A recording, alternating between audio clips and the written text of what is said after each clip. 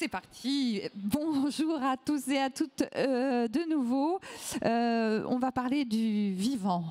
Parce que depuis plusieurs années, la rénovation du parc HLM est devenue un enjeu majeur pour plein de raisons, et on en parle beaucoup pendant ces 3 jours, pour plein de raisons importantes comme la décarbonation, la qualité de vie, l'amélioration du cadre de vie. Mais il y a un sujet dont on parle encore trop peu, alors qu'il est crucial, c'est le lien entre la rénovation des bâtiments et la protection du vivant.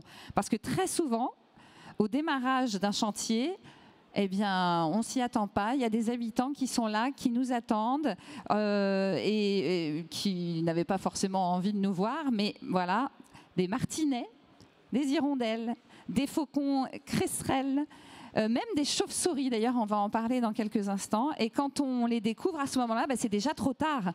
Leur habitat est menacé et tout le chantier peut être mis en question. Alors, comment mieux anticiper?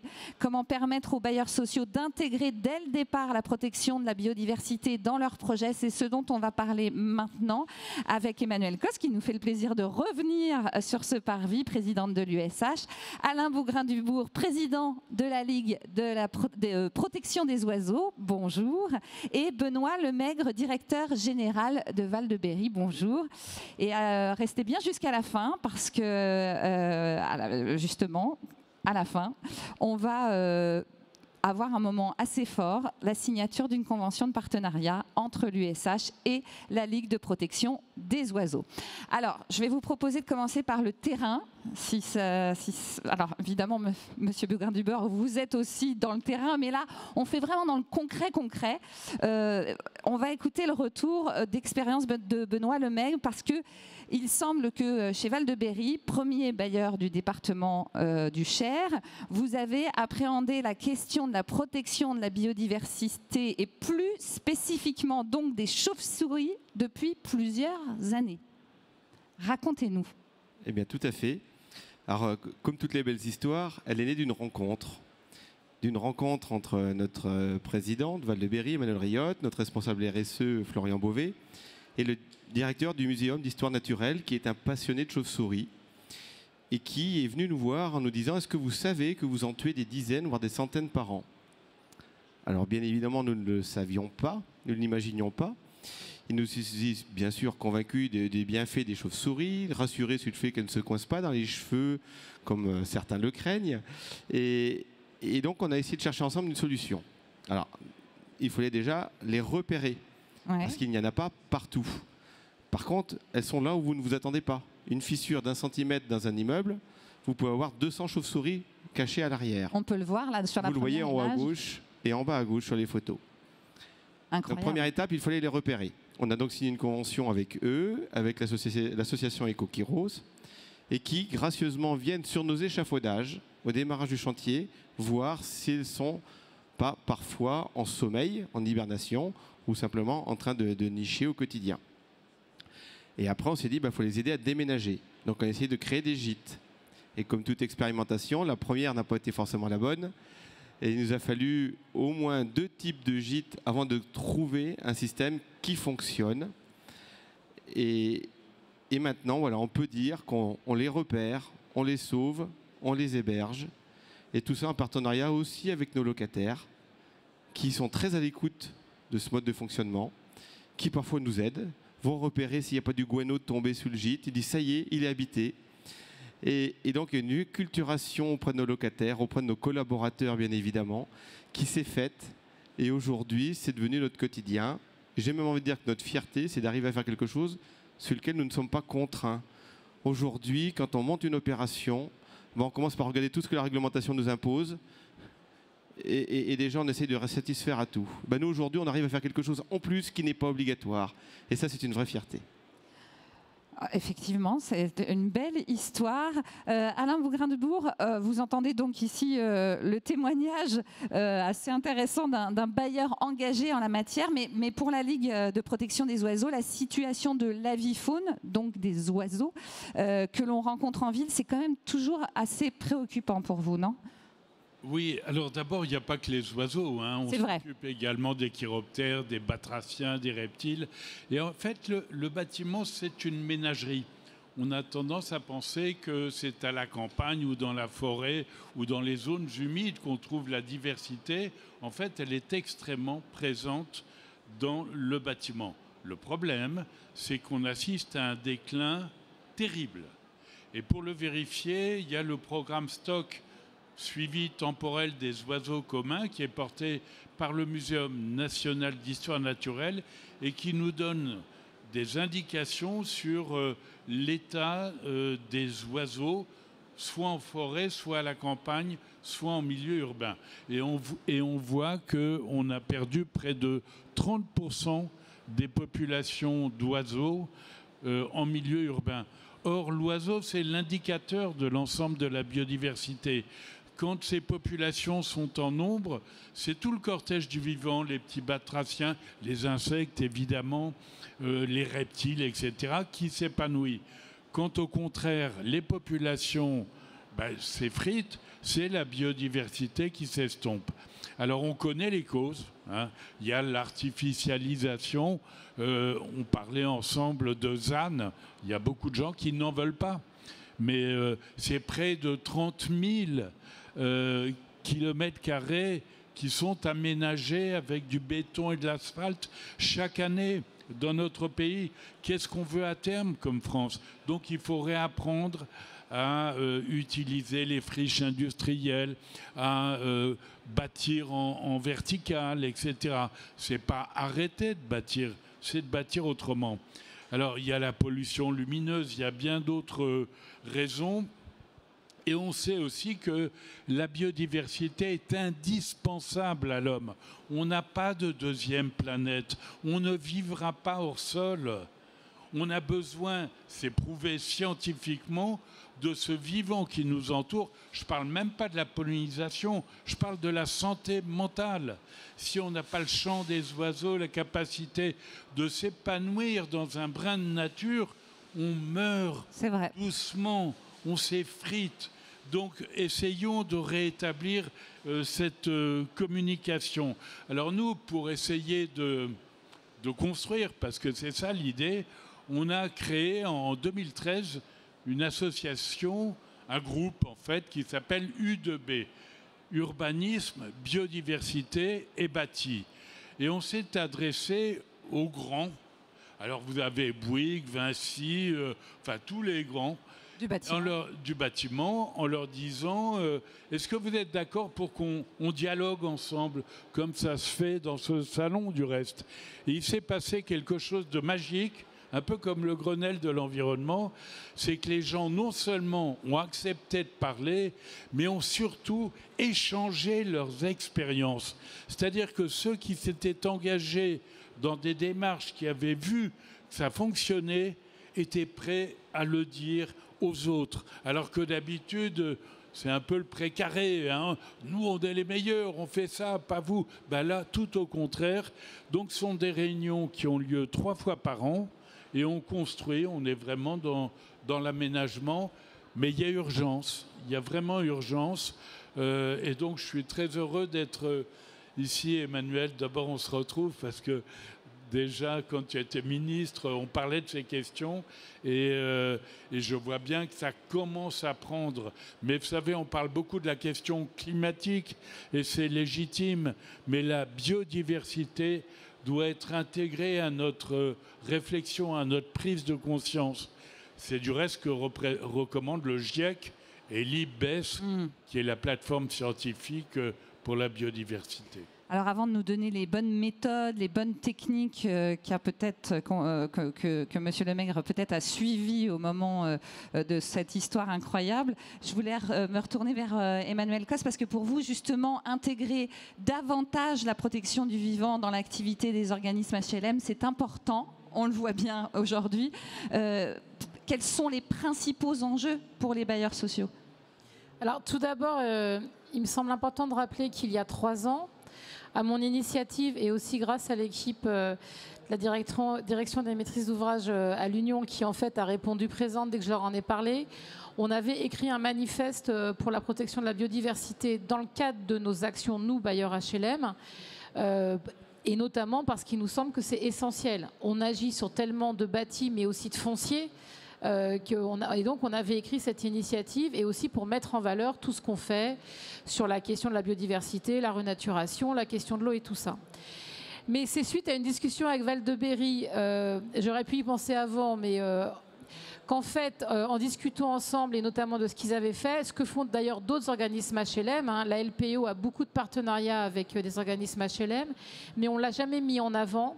Et il me semble très important de montrer que si on anticipe et qu'on prend la question de la protection du vivant avant de faire un projet, bah déjà on le protège, et ensuite on n'est pas bloqué. Parce que moi, ce qui me rend le plus dingue, c'est quand des gens, pour s'opposer à la défense de la biodiversité, m'expliquent: j'en ai marre, là on a trouvé un batracien, là on a trouvé un castor, et puis tu comprends, telle espèce, pourquoi il faut la protéger. Mais ça, c'est parce que, en fait, ça c'est la nullité. Enfin, c'est vraiment, pardon, je vais parler plus poliment. Non, mais c'est vraiment le problème, c'est-à-dire que beaucoup de gens s'opposent aux règles de la protection de la biodiversité par méconnaissance, et ils pensent que c'est un frein. Ce qu'on défend, et avec Alain depuis très longtemps, c'est que en anticipant et en prenant en compte ce qu'il y a autour de nous, finalement, ça nous change un peu nos pratiques, mais on va s'adapter. On va s'adapter, et puis surtout, on n'a pas le choix. Et surtout, je le redis, on n'a pas le choix. Pourquoi ? Parce qu'aujourd'hui et demain, l'activité des bailleurs sociaux, qui va être regardée avec les normes européennes sur la question de l'adaptation au changement climatique, on va quand même nous demander des comptes sur ce qu'on fait sur la biodiversité. On intervient tous les jours, on investit 20 milliards d'euros par an dans le bâtiment, que ce soit la construction neuve ou la réhabilitation. Donc c'est massif.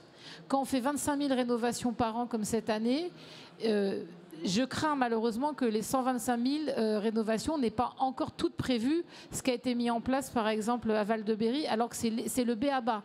Mais comme il y a 10 ans, c'était le b.a.-ba d'apprendre aux jardiniers qu'on arrêtait de coupler en pleine nidification. C'est les mêmes sujets. Donc l'idée, c'est de prendre cette action et ce partenariat, c'est un peu l'objectif, en amont, pour qu'en fait demain, dans toutes les pratiques, dans toutes les équipes de patrimoine et de maîtrise d'ouvrage, la question de la protection de la biodiversité fasse partie des attendus de départ. C'est tout. Alors, ça paraît simple, en tout cas moi ça me paraît très simple. Le changement de pratique, il est énorme. Et je le dis à tout le monde qui est là, ça ne va pas vous coûter plus cher. Hein, puisque tout le monde me parle des coûts de la rénovation, ça ne va pas coûter plus cher. Même si vous anticipez, ça va vous coûter beaucoup moins cher qu'un chantier qui s'arrête, parce que vous n'aurez pas eu les actions de protection. Et il y a quand même certains bailleurs qui ont eu des conflits, qui ont eu des arrêtés à cause de ça, qui ont dû faire face à des contentieux parce qu'ils n'ont pas protégé les espèces qui étaient sur leur patrimoine. Donc il faut absolument banaliser cette pratique et en faire je veux dire, on est fort pour réduire la consommation énergétique, amener des écomatériaux et tout ça, faire de la construction hors site. Je pense qu'on est capable d'avoir quelques actions de protection sur les espèces présentes dans nos bâtiments. Oui, puis on ne parle pas de 1, 2 chauves-souris, ça peut être des dizaines, des centaines, justement. Revenons au terrain. Oui, monsieur Beaugrain de Bio. Les chauves-souris, par exemple, il y a un déclin, mais alarmant. Les pipistrelles communes, c'est moins 23%, moins 52% pour les noctules communes. Ce sont 2 variétés de chauves-souris. Et ça en ville ou partout ? En ville. En ville, hein.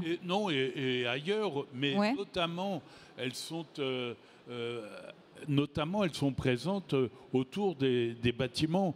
Je ne l'ai pas dit tout à l'heure, mais les martinets, c'est 50% de la population qui a disparu. Le moineau, symbole de Paris, il a perdu 70% de ses populations.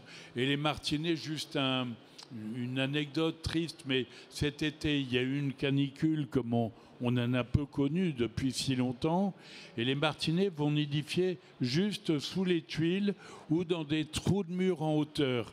Eh bien, à l'intérieur de ces trous de mur, il fait pas loin de 40 degrés. C'est-à-dire que les jeunes, les poussins qui ne sont pas encore en plumage, vont se jeter dans le vide et pour fuir l'enfer. La chaleur. Alors nous, on les récupère dans les centres de soins. Un martinet à sauver, à élever, c'est 7 grillons toutes les 2 heures. Et on en a des centaines et des centaines et des centaines. Alors par bonheur, on a beaucoup de bénévoles aussi qui nous aident. Mais voilà, une population qui disparaît à cause du réchauffement climatique qui limite les reproductions. Donc mettre des nids à martinets adaptés qui sont intégrés dans le paysage, c'est vraiment une réponse. Alors la réponse, on l'a eue à Bourges, je crois, notamment. Est-ce que vous pouvez nous raconter un peu à la fois le cas de ce projet à Bourges et puis le retour d'expérience, arrêt, décalage de chantier, etc. Alors effectivement, comme disait notre présidente, aujourd'hui on est dans un monde de plus en plus impatient, il faut aller toujours de plus en plus vite et on ne peut jamais s'arrêter. Eh bien franchement, pour nous, ça n'a pas été très compliqué notre histoire. On a eu 2 opérations, une démolition et une réhabilitation avec de l'ITE. La démolition, c'était l'hiver. C'est l'hiver le plus compliqué, parce que l'hiver, elles hibernent nos chauves-souris, et donc on ne peut pas les sortir. Pour l'extraire, c'est 20 minutes pour extraire une chauve-souris. Nous, on en avait une centaine. Voilà. Donc on s'est dit, on va retarder le chantier, on va attendre que les températures remontent, elles vont partir naturellement, et une fois qu'elles sont parties, on peut démolir. Ce n'est pas gênant de démolir leur habitat, elles vont en trouver un autre, surtout quand on les aide. Par contre, il ne faut pas démolir quand elles dorment. On a arrêté une démolition 1 mois et demi. La belle affaire, 1 mois et demi. Il n'y a pas de surcoût. Sur la vie d'un bâtiment de 50 ans, ça ne s'est pas vu. L'entreprise a joué le jeu. On a une vraie sensibilisation, M. Bougrain-Dubourg le disait, on a une vraie sensibilisation des entreprises, elles sont à l'écoute. Et donc l'entreprise, on a même profité pour nettoyer voilà, et ils n'ont pas retardé plus que ça le chantier. Ça s'est très bien passé. Et la réhabilitation, ça nous a coûté 5 000 € parce qu'on a fait le choix de démonter l'échafaudage prévu pour poser l'ITE. On s'est dit que nos locataires, d'avoir un échafaudage tout l'hiver avec éventuellement des visiteurs qui pouvaient passer devant leur fenêtre, c'était délicat. L'entreprise nous a pris 5 000 € pour redémonter l'échafaudage et le remonter au beau jour quand elles avaient pris leur envol. Et cette deuxième réhabilitation est marrante parce qu'en fait c'était un très grand bâtiment. On a commencé, il faisait chaud, on les chassait. On refermait les fissures avec du polystyrène. On glissait dans le polystyrène des nichoirs. Les nichoirs qu'on a inventés aujourd'hui, ils coûtent, et c'est une ruine, ils coûtent 700 €. 700 €, on a les plans, c'est du bois, on le fait faire des entreprises d'insertion, on le glisse derrière le polystyrène. Il y a moins d'épais de polystyrène à cet endroit-là, mais c'est pas grave. Mais il y en a devant le gîte. Et du coup, il est climatisé, ce gîte, puisqu'il est protégé, il est isolé. Et donc, elle partait dans les gîtes au fur et à mesure. Mais elles ne l'ont pas trouvé tout de suite. Donc elle partait dans les autres fissures. Et quand on est arrivé sur le dernier quart du bâtiment, toutes les chauves-souris, la deuxième colonie de Bourges, 200, étaient nichées sur le dernier quart. Et là, il faisait froid, c'était l'hiver, donc on a suspendu le chantier. On a perdu 4 mois. Les locataires avaient très bien compris les enjeux, nous ont soutenus. Voilà, 5 000 € d'échafaudage, 5 gîtes à 700 € sur une ITE de 80 logements, c'est rien du tout. Puis ça fait du bien les belles histoires en ce moment, vous ne trouvez pas, non? C'est quand même assez joli. Monsieur Bougrain-Dubourg, dites-nous, je vois que vous êtes venu avec un dossier assez conséquent, des fiches, mais super intéressantes et très pédagogiques, je trouve. Est-ce que vous pouvez peut-être vous en servir pour nous partager un peu les bonnes méthodes, les techniques pour préserver le vivant, justement, dans les rénovations, les bâtiments?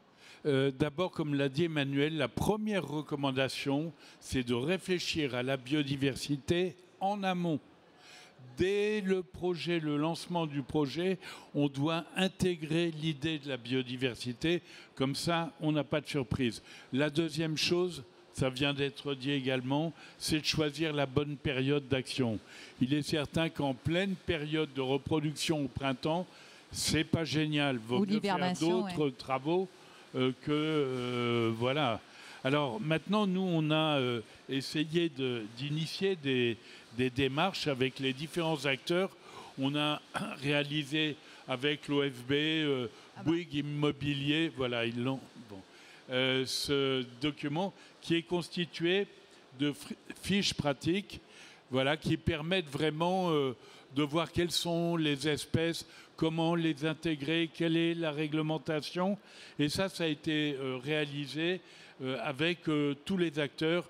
On va rééditer ce document pour 2025 avec encore des améliorations. Très honnêtement, moi je suis très ému et tellement heureux de voir le discours qui est tenu ici aujourd'hui dans un salon comme celui-ci, parce que, pour tout vous dire, j'ai tellement tapé aux portes et mis le pied dans la porte quand elle s'entrouvrait sans être véritablement écouté, que de voir qu'aujourd'hui, c'est une prise en compte qui paraît élémentaire, qui ne remet pas en cause la question économique, sociale et autres, et qui participe de l'intérêt général. Je trouve que là, on est dans un progrès très encourageant. Alors, on a eu des exemples sur le terrain, évidemment. À travers ces documents, on a fait 11 expérimentations, notamment à Orly, et on a obtenu un prix, alors ça porte un nom, on a été le lauréat du prix de l'innovation 2024 au Salon des maires dans la catégorie aménagement, logement, rénovation, urbanisme et habitat, rien que ça. Bon. Voilà, grâce à l'intégration de la biodiversité dans le bâti. Voilà. Et ce sont un peu ces méthodes, ces techniques que vous voulez partager ou même poser, voire diffuser auprès des bailleurs sociaux. Et c'est pour ça qu'aujourd'hui, il va y avoir cette signature de convention de partenariat avec la Ligue de protection des oiseaux que vous allez signer dans quelques secondes. Dites-nous donc un peu cet enjeu, ce passage à ceux qui ont besoin de savoir comment s'occuper du vivant lors d'une rénovation. En fait, l'idée, c'est qu'on arrête de sortir de la stratégie des pionniers, ce qu'a été Alain, et que ça soit de la banalisation par la maîtrise de la connaissance. Et c'est pour ça qu'on veut faire cette convention et qu'on fait cette convention avec la Ligue de protection des oiseaux, parce que grâce à cette convention, on va en effet écrire un guide technique ensemble à l'attention des bailleurs sociaux. Les guides qu'on a présentés tout à l'heure sur les énergies renouvelables, c'est les mêmes types de guides. Les mêmes, ouais. Mais c'est extrêmement important et c'est devant tous les salariés du monde HLM qui peuvent les utiliser, des savoir-faire. Et vraiment, l'idée, c'est de transformer ça d'une action qui est liée à une conviction parfois personnelle ou une conviction d'un directeur ou d'une directrice à quelque chose qui fait partie en fait du process immobilier classique d'un bailleur social. Et puis, et c'est pour ça que moi je suis très heureuse de mettre ça en avant, c'est qu'on est quand même 600 organismes, 5,6 millions de logements. On en réhabilite 120 à 130 000 par an, même un peu plus. Donc en fait, c'est une responsabilité immense. Et si nous, on l'impose, et on impose ces pratiques-là à nos entreprises, et c'est ça l'important, c'est qu'en fait, ensuite, c'est des choses qu'on va pouvoir normaliser et banaliser, et ça me semble essentiel. Et puis enfin, je le redis, parce qu'on parle de plein de choses ici pendant ce congrès, et de tous les enjeux autour du logement social, des questions sociales, des questions économiques et tout ça. Mais travailler sur notre environnement et en fait réfléchir à l'empreinte de notre activité économique sur la biodiversité, sur la nature, c'est essentiel. Moi, je le dis toujours, c'est aussi une question de santé, tu l'as dit, Alain. Mais voilà, si nos locataires vont mieux aussi au niveau de leur santé, je vous assure qu'ils iront mieux dans leur vie dans nos immeubles. Et nous aussi, on ira mieux. Parce que je pense aussi qu'en termes d'acteurs de l'immobilier et du patrimoine, avoir des actions qui font sens, c'est quand même important. On n'est pas juste là pour comptabiliser combien on fait de réhabilitation. Enfin, il me semble que c'est aussi évidemment, mais on veut les faire bien. Notre idée, c'est pas de faire les choses mal. Donc, je pense qu'on doit encore progresser, mais cette convention, elle a pour but en fait que les bailleurs s'améliorent et vite. Vous vouliez dire un petit mot, un petit mot. Avant d'aller signer, attention. C'est plus qu'une anecdote. Figurez-vous que quand Notre-Dame a brûlé, l'INA a sorti tous les reportages liés à Notre-Dame. Tu parlais du vieux routier que j'étais. Eh bien, c'est comme ça que j'ai retrouvé le premier reportage que j'ai fait à la télé. C'était un reportage de 8 minutes qui s'appelait « La vie à tous les étages » de Notre-Dame. Wow. Et je voyais le faucon cresserelle tout en haut, et il y avait les martinets, et il y avait les citelles un peu plus loin, et d'un seul coup, je me suis dit, mais ils vont reconstruire. Et ils ont commencé à reconstruire Notre-Dame sans tenir compte du vivant. C'est-à-dire que depuis le XIIe siècle, il y avait des oiseaux, des animaux qui habitaient cet espace, et on allait aseptiser Notre-Dame. Alors, je me suis... Vous êtes allé les voir? Oui, Ah bah attendez. j'ai été voir les... Mais c'est pas simple, hein. Je me doute. Et ça y est, on est en train d'intégrer de façon extrêmement discrète, parce qu'il faut évidemment garder la nature de l'architecture. Bon, et bien on intègre la vie à tous les étages. Wow. Voilà, ça c'est le boulot de la LPO. Mais, comme le disait Emmanuel, personne n'y avait pensé. Eh ouais. Dans la rénovation, on ne s'est pas dit, tiens, oublions pas la biodiversité qui existe depuis le XIIe siècle. En plus, ça a toujours encore été du un boulot. village autour d'une boulot à cathédrale faire. ou autre. Hein. C'est Ah oui. le village, les animaux font partie du Ah, village. bien sûr. Bon, bah, je vous invite à aller signer cette convention. Merci beaucoup d'avoir parlé de ce sujet si important. Rénover, c'est aussi protéger le vivant. Allons-y, allons signer.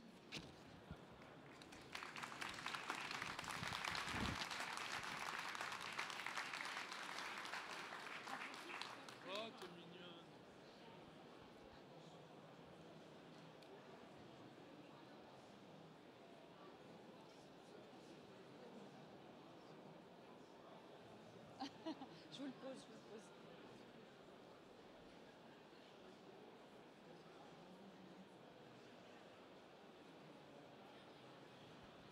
Eh bien voilà, la convention va être signée tout de suite.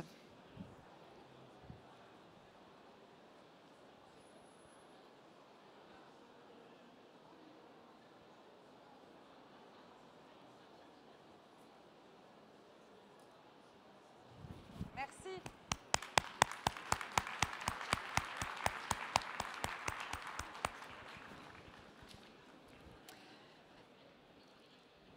Voilà ce moment important et enthousiasmant. C'est terminé par cette belle signature. Merci à vous, merci beaucoup. Et je laisse maintenant la place à Catherine Yusko, chef de mission partenariat et innovation de l'USH, pour une table ronde sur le fonds de soutien à l'innovation. Puis on se retrouve à 14h sur le parvis pour discuter de densité et de qualité de vie. Merci encore.